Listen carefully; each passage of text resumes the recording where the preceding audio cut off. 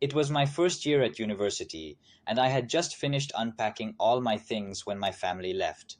Later that day, my roommate arrived, and I could tell right away that this kid was the most socially awkward person I had ever met. I introduced myself as Dan and extended my hand for a handshake. He paused, looked at my hand like he didn't understand what to do, then awkwardly laughed before giving me the weakest handshake imaginable. I had to ask him for his name, Dale. I tried making small talk, but he only gave me short yes or no answers, occasionally adding an awkward laugh. Soon, we were both sitting on our beds, not speaking, and I was already thinking of asking for a new roommate.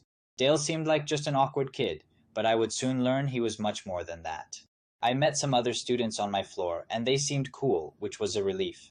When I returned to my room that evening, Dale was in the exact same spot as when I left. I said, "What's up, Dale?" but got no response, which didn't surprise me. That night, I went to bed around 9:30. Dale stayed on his laptop until 3 a.m., and as soon as he finally closed it, I fell asleep.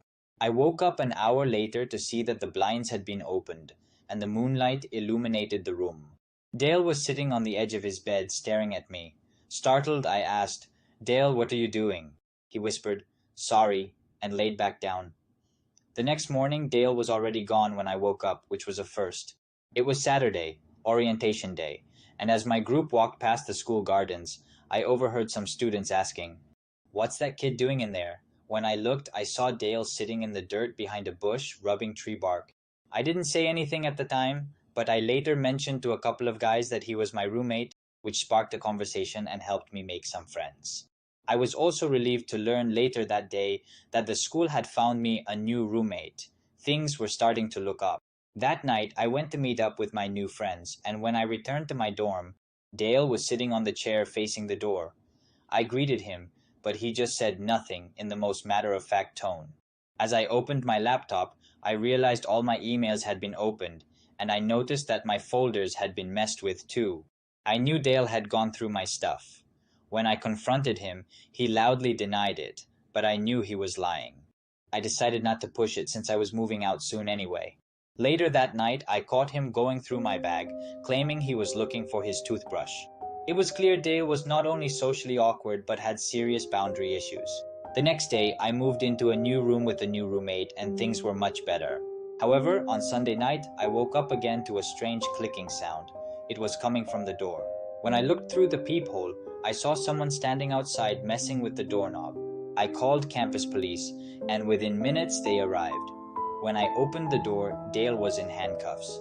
He had been trying to break into my room. I told the officers everything, from him snooping through my stuff to creeping me out at night. I never saw Dale again after that, and I don't know if he was expelled or suspended. After that bizarre experience, I got through the rest of my university years like anyone else. But my time with Dale still haunts me from time to time. I quickly made friends at Binghamton University, and we'd go out every weekend. One Friday night in October, a couple of friends and I decided to hang out at the school's nature preserve by the lake, where we often went to relax and drink.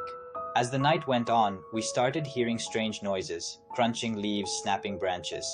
We threw our bottles into the lake, paranoid that it might be campus security trying to catch us. But the noises didn't stop. It felt like someone was circling our campsite, and we were too scared to confront them. Out of nowhere, a tree branch was thrown into our fire pit, and one of my friends took off running. I stayed behind with my other friend, half laughing, half concerned. But when another branch struck my friend in the face, we grabbed our things and ran. We made it back to our dorms, but when we looked out the window, we saw someone pacing by the woods. Every time a car passed, the figure would disappear back into the forest. We never went back to that part of the woods after dark again. In my second year of college, I experienced something else strange. I had a single dorm room that was secluded from the rest of the floor.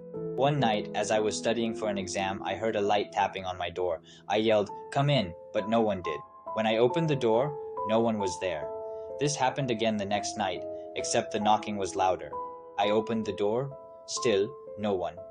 The following night, the knocking woke me up again, this time even louder. I got up quickly and ran down the hall, only to see the back of someone disappearing around the corner. Determined to confront whoever was messing with me, I followed them to the bathroom, where I found the door closing. I burst in, expecting to catch someone in the act, but no one was there. I checked the stalls and found a pair of heavy black boots under one of the doors, but no one wearing them. Then I heard a creepy giggle. It wasn't a child's laugh, but more like the laugh of an old crazy man. Terrified, I ran back to my room and ignored the knocking that continued for the rest of the night.